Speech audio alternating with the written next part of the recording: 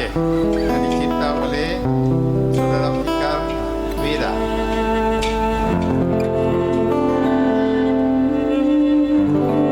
Inilah Aceh, tanah harapan, adalah gerbang yang terbuka, terbentang sepanjang pesisir dan lembah. Tanah Aceh berabad-abad menjadi tempat berhimpun bangsa Arab, Cina, Eropah, India. Sejak 100 pendapat di Bandar Perlak Purba, tempat persinggahan laut Republik pada musim lada.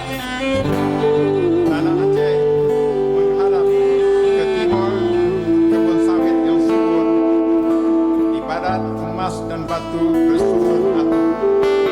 Di utara, minyak dan gas dari bumi menyembur. Aroma hutan disingkir, derap sabin di hutannya. Perempuan berpipi merah memanen ubi gayo. Di seluruh orang-orang memainkan gendong.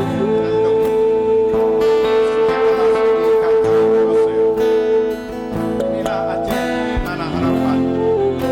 Lagi bersama Bilang Kejeret, Bentak Api Geleng di selatan, Rampak Rimping, dan Harum Coklat di Jaya.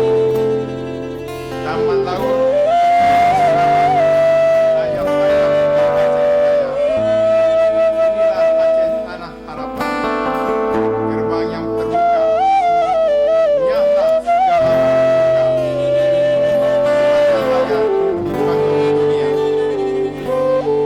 Di sini tercatat Banda Aceh